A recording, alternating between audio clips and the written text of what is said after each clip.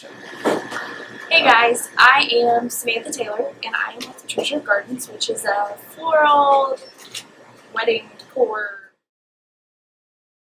I'm here to talk to you today about planning your wedding and the floral side of it and steps that you should take to make the process easier for yourself, for your budget, for your family, for your sanity. So let's talk about budget. Budget is great. When you go to your florist, you should probably go at least 3 to 5 months prior to your wedding, and don't just stick with one florist. Shop around, see what kind of work they do, see what they have to offer and their price range. But when you go in, not only do you have your budget, but you need to come in saying, these are my wedding colors, and I want these flowers, like for instance calla lilies, sunflowers, and mums if you have a fall wedding. And then from there, you and the florist should be able to talk back and forth, and the main bouquet should be you should be the focus at first. So then after we decide on yours and we go, okay, you're going to have this big bouquet and it's going to be half the size of a volleyball. And you're going to have all these flowers. So then the florist should be able to take that information and piece flowers out of it, and your bridesmaids, and your groomsmen, and your moms, and your dads, uncles, and ministers, and whoever you want, should be images of your bouquet. So let's kind of back this up because we've kind of went haywire. We've talked about the budget and then bringing your colors in and then deciding flowers. You don't have to be an expert and know what flowers. You can bring examples of pictures off Pinterest. Pinterest is your best friend. You can have say, hey, I don't know what this flower is, but I really like it, and maybe it's December and it's a tulip and it might be hard to find, but maybe they can find something close enough to match that tulip. So then from there, you walk out. You don't settle on anything yet. You take your bids and your offers, and you sit down with whoever might be important and decide, okay, I'm going to go with this florist. So then once you decide on your florist, you should meet again with your florist and sit down and have them, and they should have a spreadsheet of some type.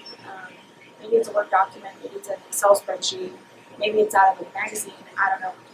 But it should break down flowers for the ceremony, flowers for your reception, and the flowers that are going to go on your table, and the flowers that so-and-so is going to carry. And then that should be able to, get it all written down and make sure you don't leave anybody out, and, it's good for you and it's good for the florist to know, so everybody's on the same page. Okay, so let's go again back to deciding stuff. Whenever you go to pick your flowers, your number one thing you want to have done before you even decide on flowers is please have your bridesmaids and the tuxes picked out and an idea of what your color scheme is, because that is the biggest headache to try to figure out, is what you're going to pick, but you don't know what your dresses are going to look like, because that kind of sets your theme and where you're kind of going with it.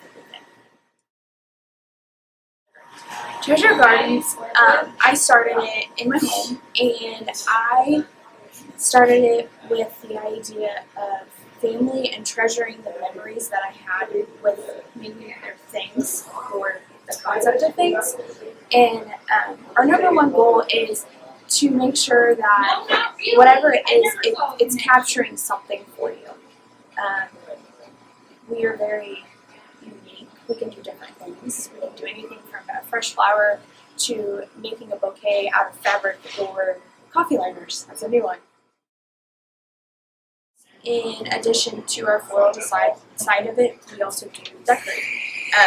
We can help with wedding decorating. We can help with anything from setting up an entrance to setting up your tables, setting up your cake table, backdrops, anything with your venue or your ceremony, you name it. I got started at a young age with flowers. First, I mean, I wasn't even the floral side of it when I first started. I started at a local greenhouse that was like 4 miles from my parents' house in the middle of Timbuktu, and it was all about like just potting plants and stuff. And I went there for a summer, and I found it very intriguing. I wanted more, and that grew from I wanted to own my own nursery. And then I went to college, and I was in a sorority, and we had a local florist who was also an alumni of Northwest, and she came in and spoke about, you know, being a small business owner and running a business and how she purchased the business basically right out of college. And anyways, I got talking to her, and I got this internship, and then the whole floral side opened up, and it was completely different. And from there, I worked there for a year or something like that, and then I was offered an internship at Hy-Vee Garden Center, and I ran the garden center, and then I would help the floral department whenever it was the off season.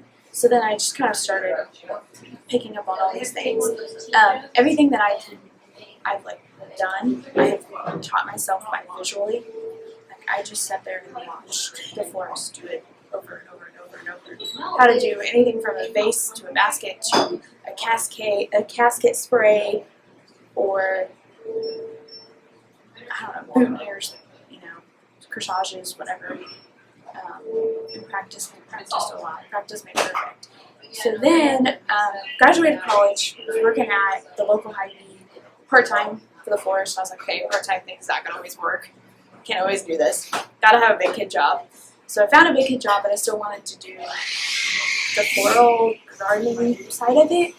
And that's when my grandma was very sick, and we started going into her house and going through things. And I was talking to my mom about it, and we were talking about flea markets and whatnot. And my poor husband, I loaded my car up with stuff, anything from crates to baskets and vases, and I mean all these crazy things. I came home with it, put it in our garage, and that's when you know he really loved it, because he just kind of grumbled at some of the things he thought was really cool, and other things he's like, what are you going to do with this? Like, really? And anyways, I kind of just started Treasure Gardens off that, and it's been growing from there, slowly but surely. Right now we're doing what's called a bountiful harvest. And with the bountiful harvest, what we want to do is give back to the community and allow the community, those who can't have, like, for instance, a family dinner with turkey and stuffing and mashed potatoes and gravy and all that, you know, amazing stuff, and you eat all that stuff and then you're like, oh my gosh, I can't freaking move. That's what we want to allow others who can't. And not only for them to have the one meal, but think about the children that are away. They're on Thanksgiving break, or they're on Christmas break, and they might not have food. Like, that might be it. They might get the turkey, but once the turkey is done, then it might be done. So with that, we are wanting. I've always been a giver. I love giving. I don't care about receiving. I just love the facial expressions, the excitement, and the what's the word for that? I don't know, being in the moment of making somebody's day. Like, you know, it's just awesome. It's an awesome feeling, I guess you would say. So with that, this bountiful harvest the goal is like, hey, I really need a centerpiece for my dinner tomorrow, and then, you know, that's like $30, but I should donate that $30. We really don't need a centerpiece, but here's a win-win situation. You decide on this centerpiece, or you decide on this wreath, however much, and part of our proceeds will go to the food pantry. We picked Stewartsville, Missouri, and it's just a little local food pantry that somebody started, and it's pretty. No matter what happens at your wedding, the only thing that matters is that you're married, you're together, you love each other, and those who are important in your life, you really matter to you, they'll be there. And, maybe something doesn't turn out right, or maybe you didn't get something decorated. It's not going to matter in the end. It'll be good. Always talk things out. Learn that. I mean, we've been together for a really long time, but still, there's challenges, and there's challenges with living with somebody for the first time, and you pick up on things. I mean, it's not the end of the world. You grow with that person. Never give up. That's another one. Just because something didn't go right, marriage isn't supposed to be easy. I don't think it's supposed to be easy. It's kind of fun in it too, but call me crazy. But and there's two different types of grooms here. There's the groom that really cares and will help you with everything, and then there's the groom that's just like, whatever. All he cares about was if he's not wearing pink. That was my husband. So don't take that in a grain of salt that he doesn't care and say, oh my gosh, you don't care about our wedding, whatever. He cares. He just knows that you want it a certain way, and just leave it alone.